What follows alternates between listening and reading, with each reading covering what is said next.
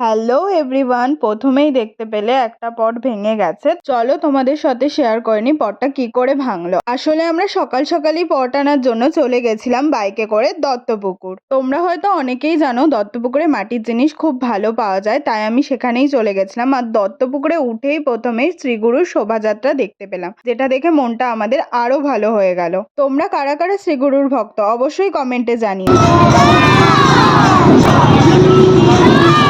1.5 থেকে 2 ঘন্টার যাত্রাপথ অতিক্রম করে দত্তপুকুর পৌঁছানো মাত্র এই কালারফুল প্রদীপগুলো দেখে আর মাটি দিয়ে তৈরি করা সুন্দর সুন্দর পট দেখে মনটা জাস্ট জুড়িয়ে গেল। তারপরে আমি অনেক কিছু কেনাকাটা করে দেখতেই পাচ্ছ এই সবগুলো পট কিনে এনে বাড়ি চলে আসলাম। যেহেতু অনেক পট হয়ে গেছিল তাই আমি আসার সময় ভিডিও করতে পারিনি, আর লাস্ট মোমেন্টে আমার একটা পট ভেঙেও গেল। পট পেন্টিং এর উপর ভিডিও খুব তাড়াতাড়ি আসছে, তাই চ্যানেলটাকে সাবস্ক্রাইব করো। Stay tune for the next video.